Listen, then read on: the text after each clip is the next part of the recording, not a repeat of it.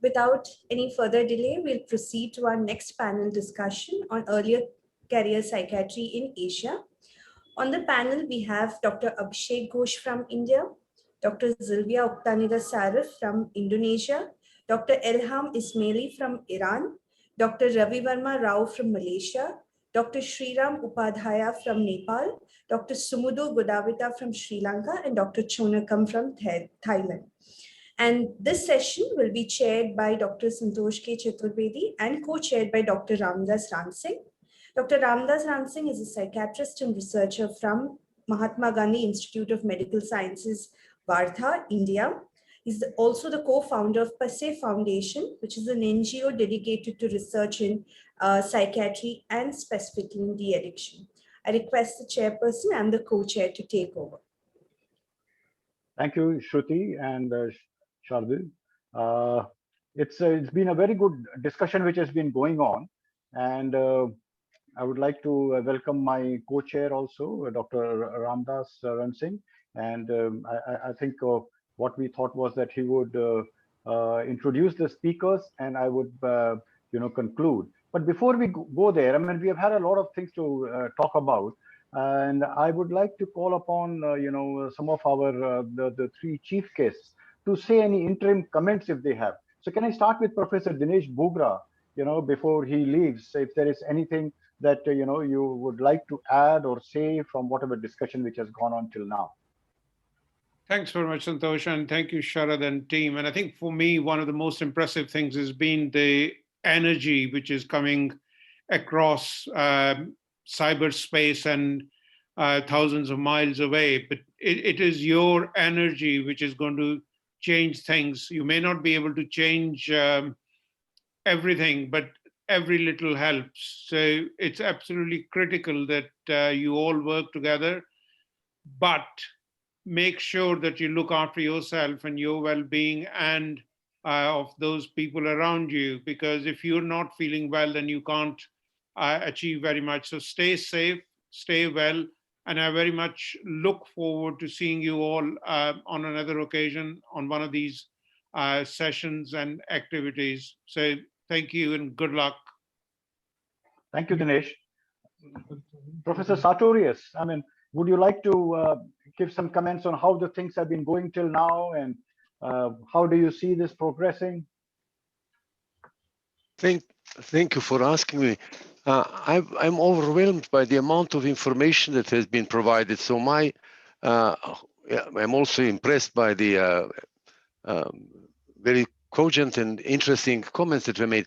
But I would really like to make sure that you have that this recording will be made available to everybody, because I'd like to listen again to some of the things that have been said, and I'd like to know more about it. A second thing I'd like is also to see whether we could get the addresses of all these people, perhaps to correspond and to have a continuation of our discussion in writing, if we cannot have it for lack of time in think. My hope is perhaps also to see that some of these colleagues who have been talking today will join us in the next course on leadership, and that we shall see them in reality. They certainly made an excellent impression, and I hope that that COVID will allow us to get together and spend some time together talking and learning more. They certainly have a lot to tell us, and what we have learned is amazing. So thank you very much for bringing them together, and do make the recording available as soon as you can. Thank you. Thank you very much, Professor Sartorius. Not only, I think it's being recorded, and they would, maybe edit it and bring out a recording which can be on YouTube or somewhere. More than that, maybe I would go one step further. Maybe they can bring out a document with, all the presentations, and so that can be easily accessible with, it's been such a charged thing, and as you are saying, there is abundant information. So I'm not sure. Is Dr. Afzal Javed there, or has he left? I think probably he has left. So can I now request Dr. Dr. Ramdas Ransingh to please introduce the first speaker of the second panel, which is on early career psychiatry. So we have talked about the training till now, and we are going to talk about what happens after the training is over. And as Professor Saturi has said, we have had so many people, who have attended the early career course on soft skills and professional skills, and how to make their careers in future, that we would listen to some of the issues that they have. Yeah, Dr. Ramdas, can you introduce the first speaker? Hello, everyone.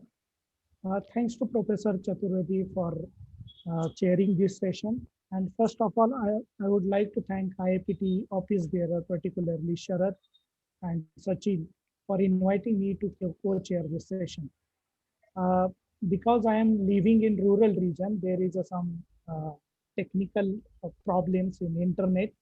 So I may get disconnected for some time. With this, I would like to invite our first speaker, that is Dr. Abhishek Ghosh, who is my Indian colleague. He has completed his post-graduation in psychiatry and DM in addiction psychiatry from PGI Chandigarh. He is currently working as assistant professor in drug de-addiction and treatment center at PGI Chandigarh, and has published several national and international articles, and received Young Psychiatrist Award from Indian Psychiatric Society and Travel Fellowship from USA, WPA, and World Association of Dr. Abhishek Ghosh, over to you.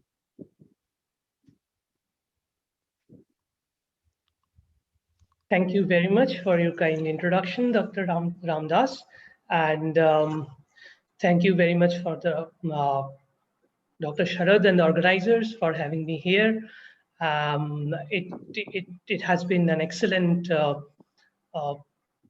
evening, full of excitement, full of learning from the stalwarts of psychiatry. So I feel fortunate to share the platform with them. Thank you, Professor Chaturvedi, for sharing the session. I will share the screen now. Okay. Just while I share the screen, a small anecdote. Dr. Chaturvedi was my MD final examiner. So if you believe in behavioral conditioning, so you must recognize the current predicament I am in now. So without further ado, this is the first presentation of the early career opportunities and challenges for Asian psychiatrists. I will specifically focus on the Indian psychiatry, the challenges. The first question is always the existential questions, that who are we, the early career psychiatrists. A couple of weeks back, when Sharad phoned me and invited me to present in a panel discussion, I was kind of surprised, because it was a launching event for Indian Association of Psychiatry Trainee and the launching event for Asian Federation of Psychiatry Trainee, and I am no longer a psychiatry trainee. So I asked Farad, what is it? Then Sharad told me, although it's a Association of Psychiatry Trainee, but we are going to involve the early career psychiatrist as well. Then I asked the next question, that how did you define early career psychiatrist? Because the different organization has different age criteria, time since last qualification criteria. So he told me that it is just 10 years after the once you have your last qualification. Then I was a bit relieved, but not so much. I told, wait, then I will be here only up until the end of this year, because I have completed my MD in December 2011. So by December 2021, I will complete my 10 years, and then you are going to kick me out of this group. Then Sharad told me, no, that's not the case. There is a provision for you to kind of stay back, because you can stay back as an alumni, as a mentor. That was kind of an interesting concept. Means you can stay there for a while. So the first question is the kind of an arbitrariness in the definition of early career psychiatrists. Are we correctly defining early career psychiatrists? Is age criteria, it's a kind of an universal definition? Take an example An Indian psychiatry trainee completed MD degree and goes to the US or other countries for further training, he or she will take at least another 5 to 7 years to complete the training. In that case, almost there is a possibility that they will cross the age bar, and they will no longer have the privilege to be an early career psychiatrist if the definition is 35 to 40 years. And there is also a possibility of overnight transition. Till December 2021, I'll be considered as an early career psychiatrist, but from 1st January 2022, all of a sudden, from a swimming pool, I will be thrown out and will be asked to swim in the Atlantic Ocean, perhaps. So it is kind of an overnight transition and very drastic and difficult sometime for people like us. So this question still remains, who are we? But who we think we are, perhaps this is kind of my interpretation of early career psychiatrists. Early career psychiatrists, to my mind, means who are early in their career. So what do you mean by, how do you define early career? One of the easiest definitions becomes create some kind of objective criteria. So those who have an age index of something like 10 or more than 10, they will be they can no longer be considered as early career psychiatrists. But for that, you need to do some kind of research. But for that, I think a subjective definition will be much more useful. If a psychiatrist, a professional, thinks that he or she will still need some support not only from the groups, not only from the peer groups, but also from other mentors. He or she can still be considered as an early career psychiatrist if he thinks that he or she needs a platform to work, to collaborate, because for a senior psychiatrist, they can create a platform. For an early career psychiatrist, you need a platform to work. And Abhishek, sorry to interrupt you, but we have 1 minute left. Okay, sure. I'll finish. I'll finish it in one. Thank you. Thank you. A small anecdote is how do you define early career psychiatry? I was just wondering, one of the definition could be if you are asked to present something in a Sunday evening, and if you are ready and very happy to present that, perhaps you are still an early career psychiatrist. And if you need slides to present your thoughts, you are an early career psychiatrist. And trainee will also need that, but the trainee can present it with evidence. But like you can see, I, as an early career psychiatrist, am presenting it without any references and evidence. Anyway, that's jokes apart. So the concern as an ECP in Asia is we don't have a federation. So this federation of psychiatry trainee, it's supposed to give us a platform to work together and collaborate and help each other and grow it. Now, as an ECP in India, sometimes I believe our choice is not our choice, although initially we are very ecstatic and we are in cloud 9 when we finish our MD degrees. We think that all our struggles are over, but actually our struggle starts then. We search for job, we search for other avenues, and most of the time we end up getting rejection. A small anecdote, currently I heard that there was an interview in one of the 3rd tier AIMS, All Indian Institute of Medical Sciences, I think in BB Nagar. 50 candidates appear for one post. Means that was unimaginable. So sometimes your choice is not your choice. You have to take up something else which you don't want to do, or you have to move to other countries for various opportunities. Wait, sometimes you get your dream job. You think you have got your dream job, but is your struggle over? I'm afraid not, because then you have to write for grants, you have to write papers to get promotion, and most of the time your grants would be rejected because the grant reviewer will ask, how many publications did you have on this particular matter? Do you have an expertise? How on earth an early career psychiatrists have just started the profession have a lot of publication and expertise on this matter? So the question still remains. Sorry. Thank you very much. Thank you. I end my presentation here, and I'll have to take any comments and questions later. Thanks for Dr. Abhishek. Yeah, thank you, Abhishek, for sharing. Your name was ringing a bell, and I was, wondering who it is. Now that I see you, I remember, and I must share, if you don't mind, with the rest of the Sure. participants, that you actually really did very well in your exam. And I remember that. The thing is that when you say about subjective and objective, Professor Sartorius is here. He has a little flexible, definition of early career. It's we never follow that midnight of 35th year of your life or 3 years after your MD. We are flexible, so it's a partly subjective. In my long career, I have seen that people actually are the opposite. Once they become senior resident, they start becoming like a semi-professor. By the time they have finished senior residency, they start behaving like a professor. So there are a very a small group of people who would like to be considered as early career.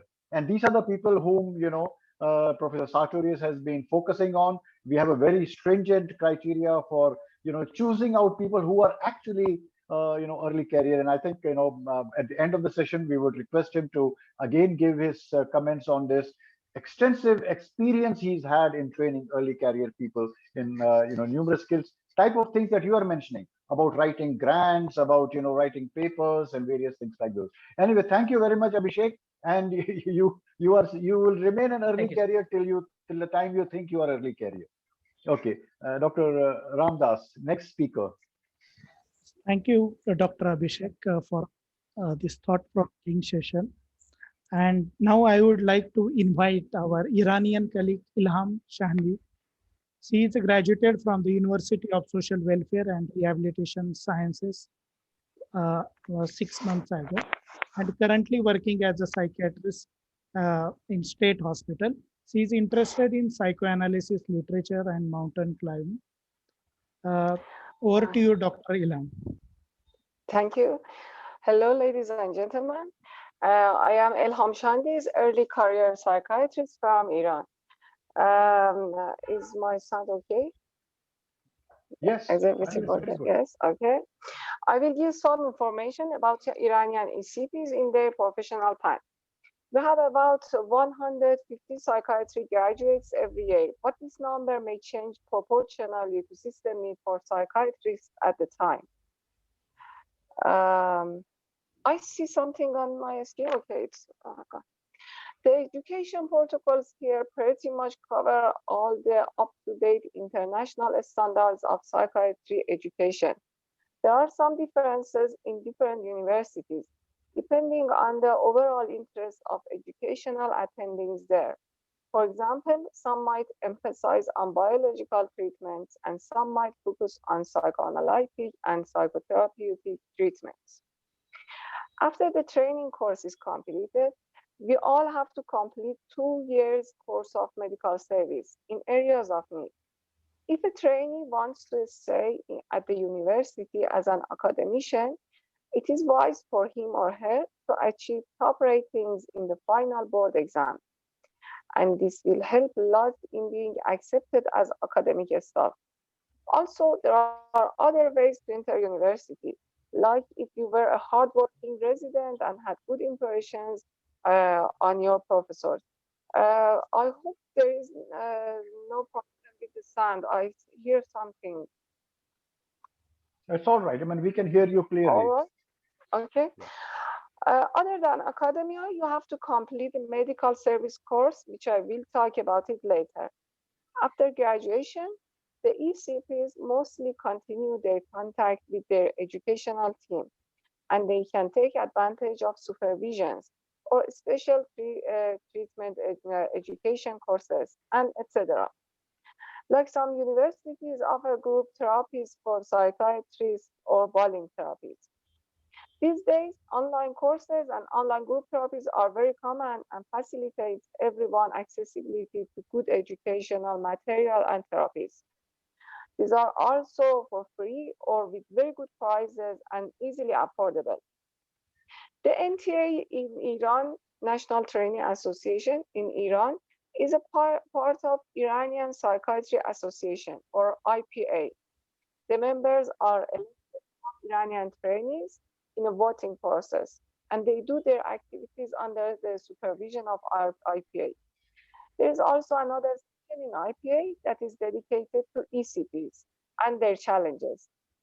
Iranian ECPs contact to IPA board members via ECP committee, and their requests and concerns would be discussed in IPA.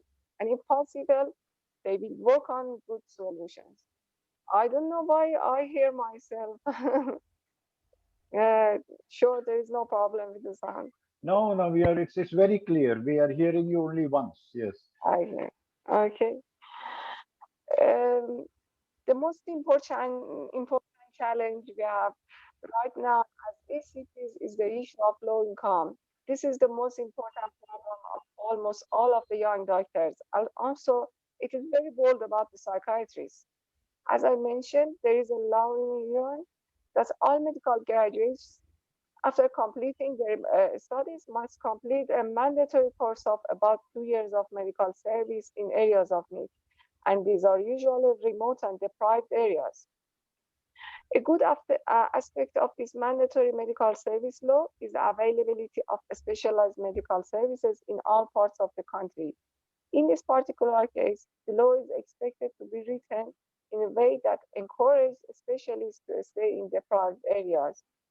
But unfortunately, it does make doctors to look at these services as a difficult period that should be passed anyway, and to get away from the city where they work as soon as the service period is over. Young specialists in medical services these days have a lot of worry about economic issues. About young psychiatrists, financial pressure reduces the motivation to help patients. And we know motivation is a very important factor in psychiatric work. What I see in young psychiatrists' internet groups, that they remain committed to medical ethics because of their conscience, benevolence, and patriotism. Thank you. I did hear a very bad voice. I hope it's okay with you. Now you were very clear, very clearly audible. Thank you. I'm sorry that maybe because of some technical problem, you were having problems, but at least I didn't have any problems, and I don't think others also. They would have put in a chat if there was some problem. Thank you very much, Dr. Elam. Yeah, Dr. Ramdas, can you introduce the next speaker?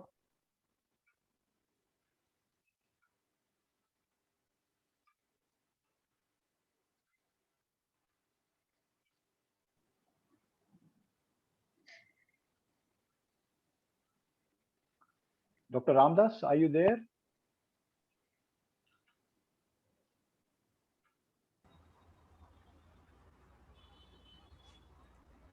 I think we must have probably. He looks a bit lost. Yeah, maybe he. Yes, yes. Yeah, never mind. Then we'll. Shall I call the next speaker from Malaysia, Ravi Verma Rao? Dr. Ravi Verma, I unfortunately don't have your brief introduction here, which Dr. Ramdas was to give. Shruti, do you have his introduction that you would like to give? Otherwise, I can request Dr. Ravi Verma to say. Yes, sir. I am connected now. Okay, thank you, thank you. Yes, sir. I am connected. Yes. Yeah. So please introduce Dr. Ravi Verma. Dr. Ravi Verma Rao has working in hospital Miri with interest in suicidal prevention, and he is actively involved in the National Technical Working Group for the Suicidal Prevention and Suicide Prevention Research in Malaysia. He received many grants from government for pesticide suicide prevention, and also completed Edinburgh course as his research and advocacy. Over to Dr. Ravi Verma Rao. All right. Thank you so much for the introduction. I hope I'm audible. Yes. So depending on where you are listening from, it's the 28th of February, and it's certainly not 29th February. It should be the 1st of March. All right. So I was a little confused here. All right. So let's just, so that was just me. All right. So this is the place where where we are broadcasting from. I'm broadcasting from Malaysia. This is where Malaysia is on the map. And then you get to see where my hospital is, which is here in Mini. I have a personal membership with the College of Psychiatrists and Royal Psychiatrists, Pacific Rim College of Psychiatrists, and Association for Suicide Prevention. I think thanks to the introduction, others have covered. I do advocacy work with Lama Minda, which is a Facebook page, but we actually have a group. No financial disclosure relating to. So we have talked a lot about this. Well, in Malaysia, a psychiatrist is trained for 4 years, and after which you go through a supervised period or a gazettement period, which is about 6 months, where you work under supervision. Then you become a psychiatrist, and thereafter you become an ECP for 5 years or less, or under the age of 40. We are not really strict about this, as I think what Dr. Abhishek has shared.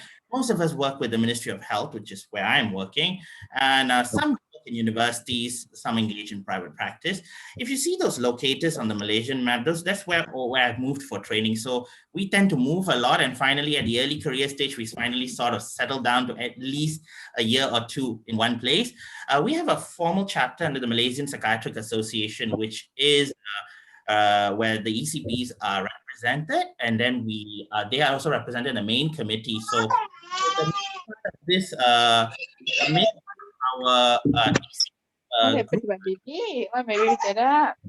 right? Why? This is a very early career psychiatrist. I think some baby is crying. I think it could be a all right, it's okay. I'll make it happy. All right. So what happens is that what the ECP group does is mainly professional development. So we do training, we share courses. So that's in the formal part of it. Informally, we have a WhatsApp group. The last count I checked was 150 members. So that group is a little bit where we also share. We also have bit of support, and there's a lot of banter going on in that group as well. So that's a bit about who and what ECPs are there. I think Dr. Zilal, our ECP president, is in the audience if anybody wants to connect with him.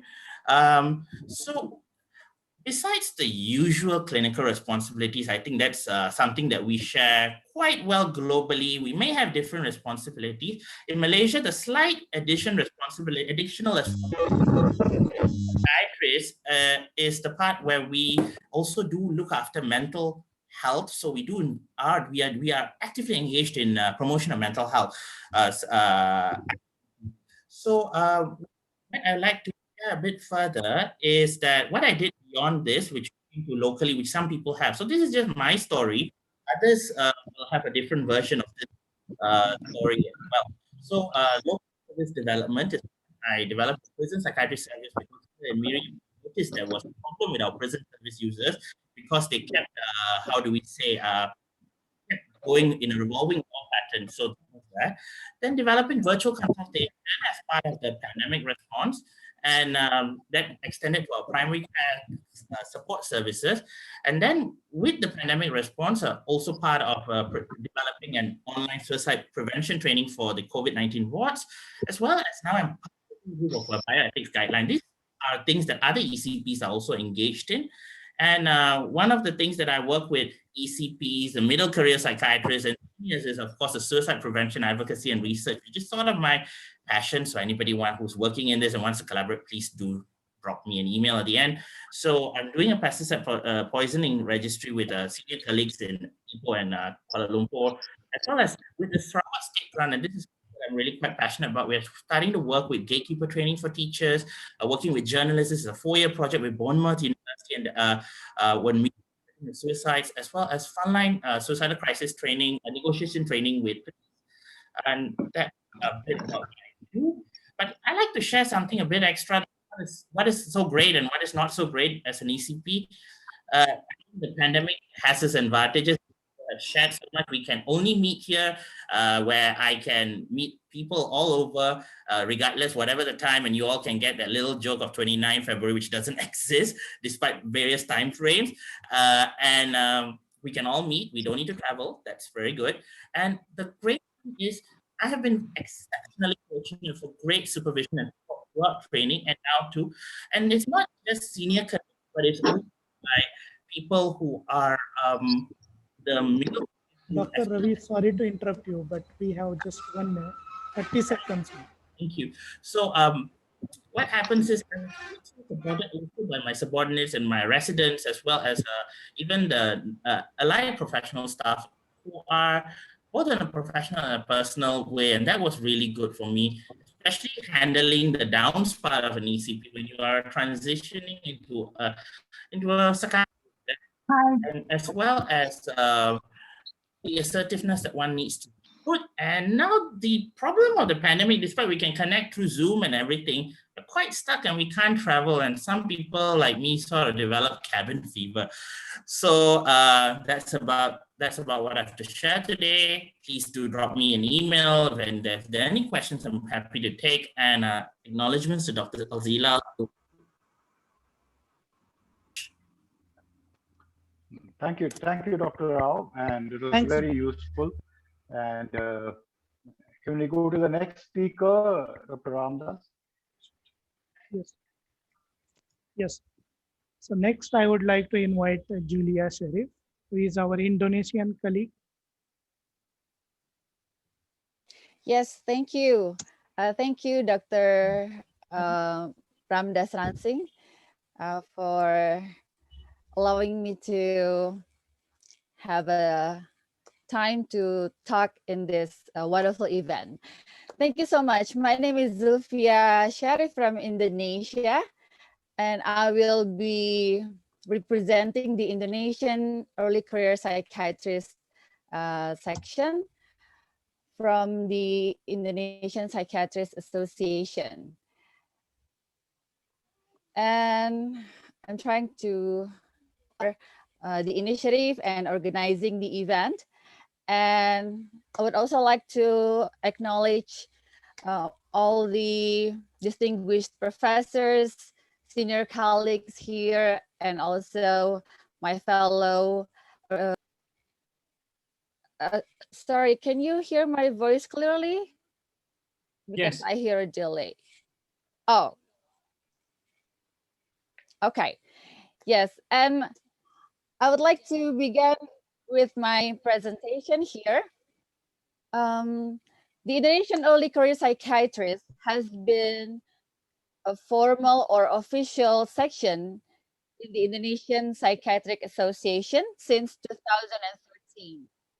And the requirement to be a member of the Indo-ECP section has been completing psychiatric training less than 7 years.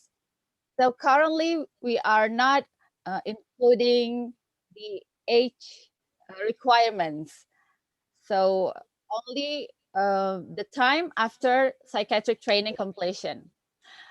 We have almost 400 members currently, constructing 40% of the total number of psychiatrists in Indonesia. And now, as young psychiatrists, we are actively communicating through social media, chat groups, and also mailing lists. For the period of 2019 to 2022, the Indo-ECP section of IPA has this organization structure. We have 6 commissions. We have Commission on Internal Relations and Organization, Commission on Funds and Enterprises, Commission on Professional Development and Services, Commission on Research and Instrument Development, Commission on Information and Technology, and also Commission on External Affairs. And we also have several activities which are providing and promoting the benefits for the members. For example, scholarship opportunities, travel awards, courses, and also we conduct webinars and meetings, also gatherings in every national or international events. And we are also very proud to host the very famous course. I'm sure that all of you have known about this course, the course by Professor Norman Sartorius, the course on leadership and professional development for young psychiatrists. So we have hosted 3 batches already from 2016 to 2018, and the last one was postponed due to COVID, the 2020 course in Jakarta. And we believe that the roles of young psychiatrists in Indonesia is very important because we play the role as pioneers and frontliners in psychiatric services in Indonesia. And currently we also sit as board members in the Indonesian Psychiatric Association, as well as other medical and international associations. And we are also very proud to be the pioneer and the one who develops psychosocial support services in Indonesia during the early phase of the pandemic, which was in March 2020. So we are very proud to play these important roles in terms of psychiatric services in Indonesia. And we are also promoting mental health awareness in different and various media platforms. And we also work closely with consumer groups, with support groups, which are focusing on mental health, like the Bipolar Care Indonesia. This is a support group for bipolar. And then we call it Komunitas Peduli Schizophrenia Indonesia, which is a support group for schizophrenia and their caregivers. However, we still have so many challenges to overcome with. And with the spread of early career psychiatrists throughout Indonesia, and with various needs of member, and we're sure that with the multiple roles that the ECP play as clinician, as academician, and also work in organization might be a challenge for the ECPs in Indonesia. And unfortunately, we also sense that there is a tendency that we have a low interest in the research among the Indonesian ECPs. So this is something that we need to work on. And perhaps it might be because of there's a sense of inferiority, minority, and incompetence feelings among Indonesian ECP in doing research and publishing their work in international platform. However, we are very certain that we are growing and moving towards a positive direction, and we are ready to connect and to build global network with everyone. And I would like to end my presentation with this one proverb that we use oftenly in our organization. It's actually an African proverb. So if you want to go fast, go alone. But if you want to go far, go together. Thank you very much. Thank you very much for this. Yeah, thank you very much. Yeah, Ramdas, can we go to the next speaker? Yes. Now I would like to invite Dr. Sriram Upadhyay, who is a ECP from the Nepal. Dr.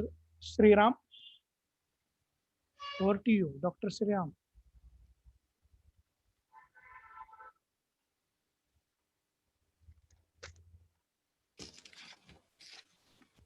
Namaste, everybody. Namaste. And it's very pleasurable moment to be among eminent psychiatrists and young psychiatrists from all over the world. Now I'm going to show my slide.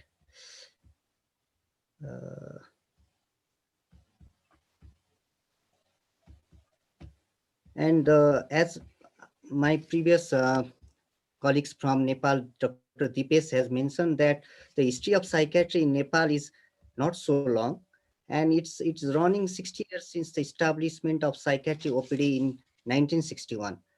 And Psychiatrists Association of Nepal was established in 1990 as a professional body of psychiatrists with the mission to promote quality care to individuals with mental illness, to promote psychiatric education and research, advance and represent the profession of psychiatry.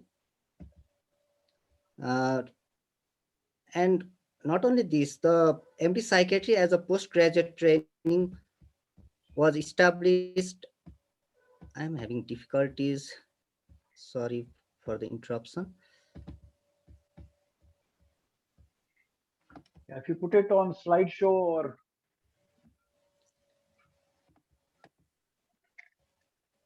if you just make your page bigger, it should become all right. Yes, sir. Yeah, yeah. And MD Psychiatry as a postgraduate degree was started in Marzan Medical Campus, Kathmandu in 1997 under the guidance of Dr. Mahendra Kumar Nepal and Dr. Wright, Christian Wright. And talking about the ratio of psychiatrists in ratio of psychiatrists to population in Nepal is very low, and there are about 200 psychiatrists till now who are registered. And with this data, there are about one psychiatrist for 150,000 population. Despite the fact number of psychiatry trainees enrolled per year is also very low. And this year about 30 students are enrolling in the psychiatry program. And talking about the past year, in last 1 year, there were 12 psychiatry trainees who were graduated from MD psychiatry, excluding uh, the students from Maldives and India. At the same time, 70 to 80% of the population, people with psychiatric disorder, are not getting effective treatment. More than 50% cases with psychotic disorder visit traditional faith healer because of stigma. The space between less manpower and need for addressing people's mental health issues can be fulfilled with early career psychiatrists. And young medical students can make a difference by reducing stigma in the field of psychiatry in Nepal. And this will help to address mental health gap and reduce stigma. As far as community psychiatry in our country is related, various NGOs and INGOs are working in the field of community psychiatry. And Dr. Kapil Dev Upadhyay from Niemans, who was graduated from Niemans, is one of our pioneer in community psychiatry to work in this field. And early career psychiatrists can involve in this field of psychiatry so that epidemiological studies and other researches can be carried out. And talking about this, recently a pilot national mental health survey was conducted in 2018, the result of which was recently published. And that in that study also, young early career psychiatrists were also involved because in the process, they have translated mental health, mini tool for to use in this survey. Apart from that, other analysis and research material to be collected were conducted by early career psychiatrists. And young psychiatrists can expand the horizon of research, which is still in infancy in our country. But despite that, the evidence now have shown that early career psychiatrists are also involved in research activities, as the articles published in various index journals during the time of COVID-19 pandemic are abundant. And early career psychiatrists in Nepal collaborated with their counterparts from leadership courses to make all these publications.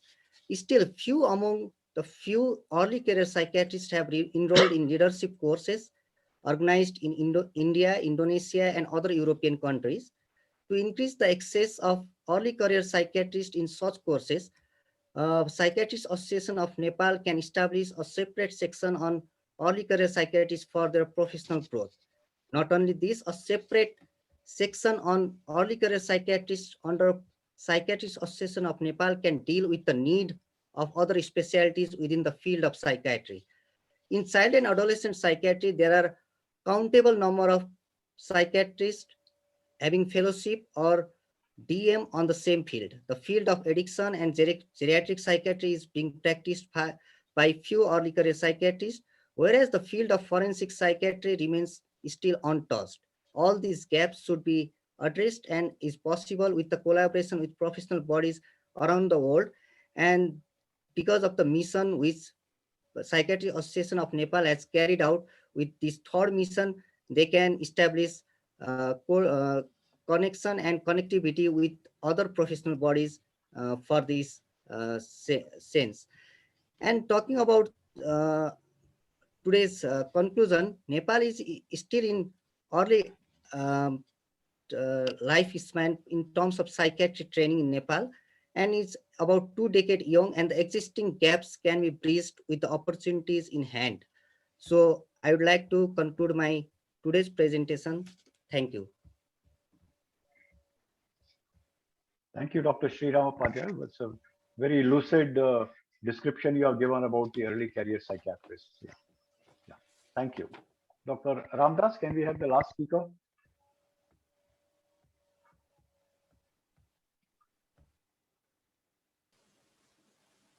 You have to unmute, Dr. Ramdas. Now I would like to invite Dr. Sumodhu Kodbita from Sri Lanka. He has completed his MD in psychiatry in 2040 from PGI, Postgraduate Institute of Medicine, Colombo, Sri Lanka. And he is working as visiting lecturer in Eastern University of Sri Lanka. Over to Dr. Sumodhu. Chairperson, can you hear me? Yes, sorry. Okay. Yes. Hello, everyone. It is indeed a pleasure to participate in this great initiative. I have selected some subtopics from the list that you have sent to the presenters earlier. Let me share my presentation.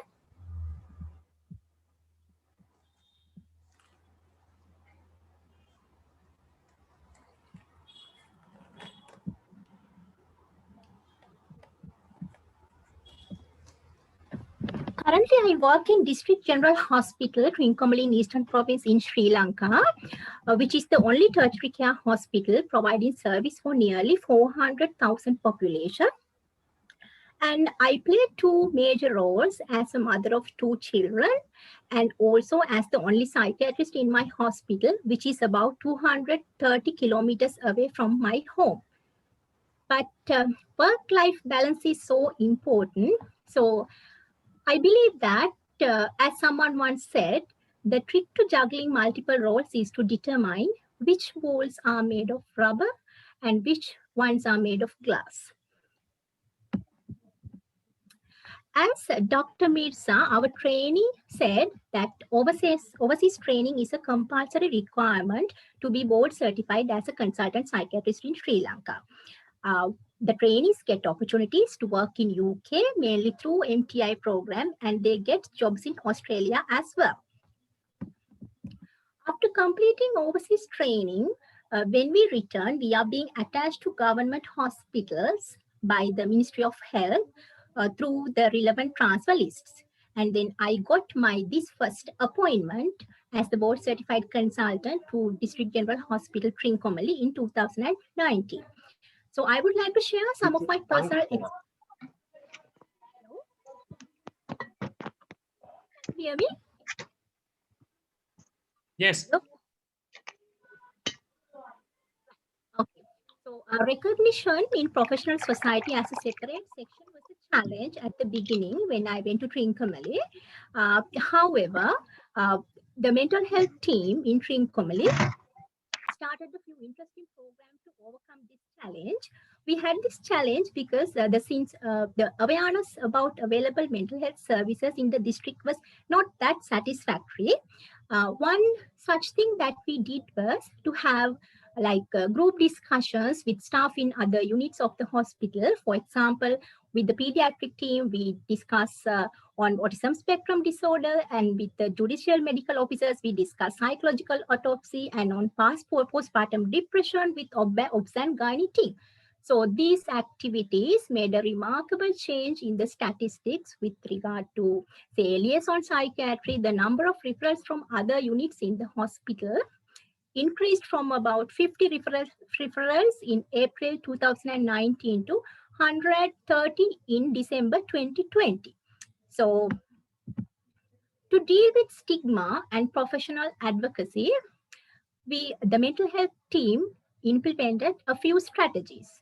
So what we did was, our team visited other government and non-governmental organizations such as primary care health workers, the police and education department and schools in the district. So we also did outreach clinic visits, and we did home visits with monthly depot program. So we discussed with several identified stakeholders about how they could join to uplift the mental health service in the district. So I would like to share one success stories with you.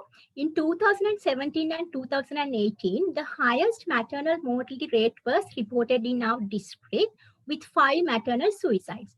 Then we arranged training programs to relevant medical officers and also public health midwives. And thereafter, in 2019, the maternal suicide rate dropped to 0. And in 2020, there was only 1 maternal suicide was reported in the district. However, we have some difficulties here, mainly due to the lack of adequate mental health staff. So we have only 6 nursing officers and 6 health assistants to manage 23 bedded inpatient unit, psychiatric clinics, and community psychiatry work. We are in dire need of psychiatry social worker and also occupational therapist and a community psychiatric nurse.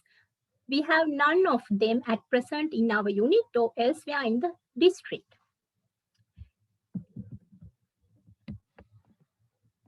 So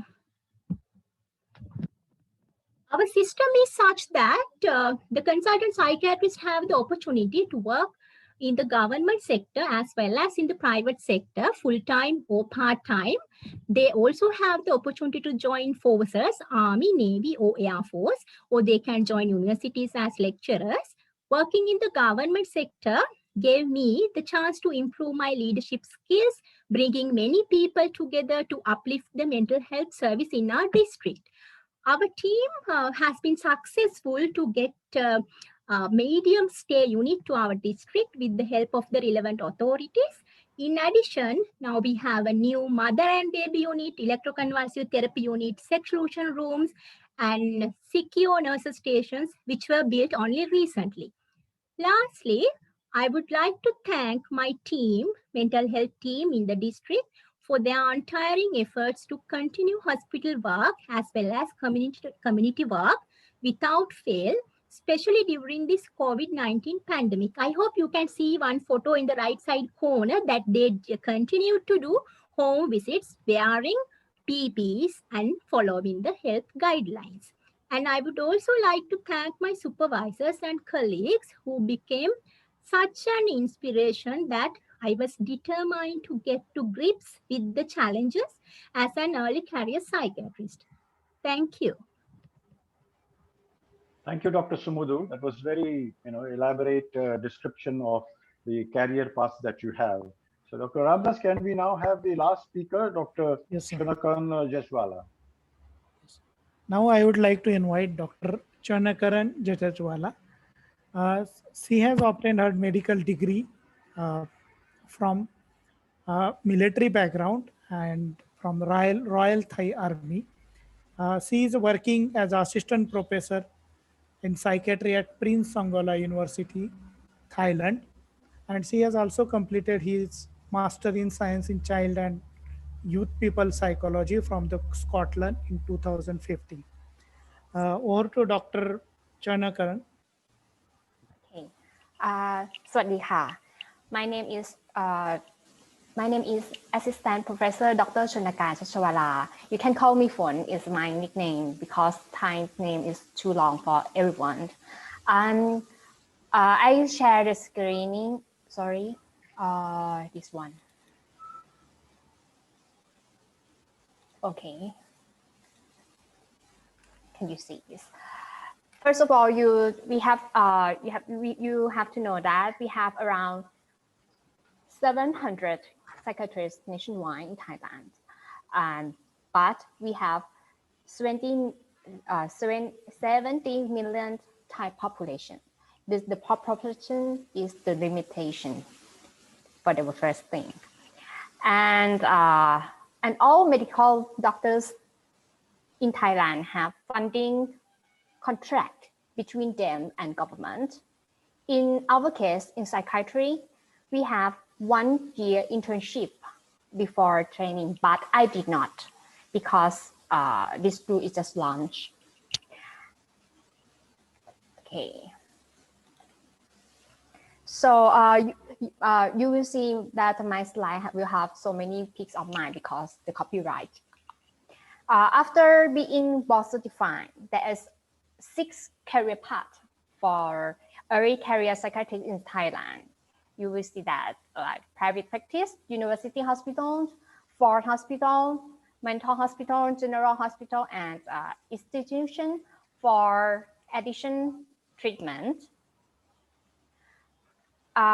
Which most opportunity, you can guess that most opportunity and academic training of study, further supervisions will be clumping in the university hospital by the nature of their works.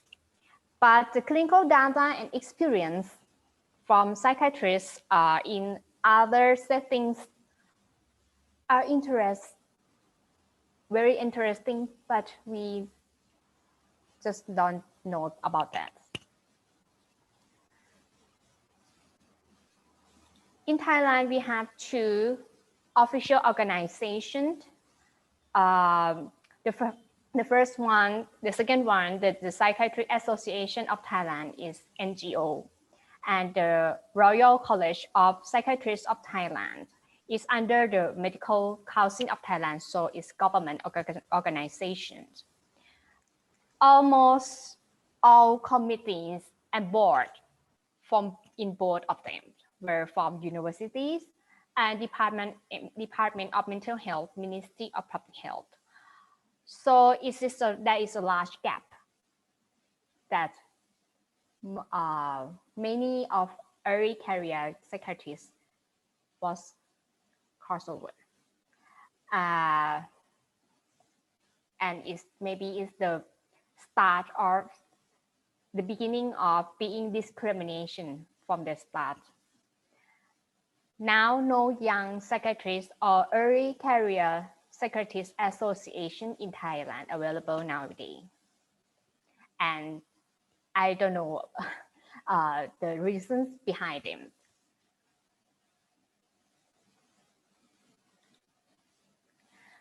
So according to the lack of opportunities to present the research and funding for contributing in the studies in international level, you will find that there will be a lot of participation in presentation and contribution in the WCP 2020, which hosted by Thailand in this next month or this month in Thailand. So just for early career psychiatrists, you see that we have difficult case, a panel discussion, presentation of case, and poster and oral presentation is too many to list. In the right side, this is my resident, my trainee. She has oral presentation and pre-record for this thing.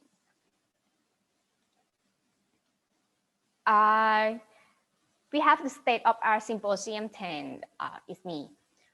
The sectional symposium of the WPA psychotherapy section, ID 10. And suggestion for many suggestion for education for ECP, the ECP view of community mental health globally, challenge and benefits of providing community mental health service, and early career psychiatrists in low and middle income country. You see that it's like ventilate our study because we Thai early career psychiatrists has not much opportunity to present. And we are attempting to collaborate into international level. So I have to special thanks to my mentor, Emeritus Professor Pichet Udamrat, and my junior, Dr. Poom Chopusi, because the information from the early career, the real early career secretaries is from him, because I'm not sure that, that I am in early career secretaries or not. It's flexible, like Professor Sandure said. It is my reference. And thank you for your attention. ขอบคุณค่ะ Thank you very much, Dr. Chanakan, and Dr. Pichai is a very good friend of us. So with this, we come to the end of this panel discussion.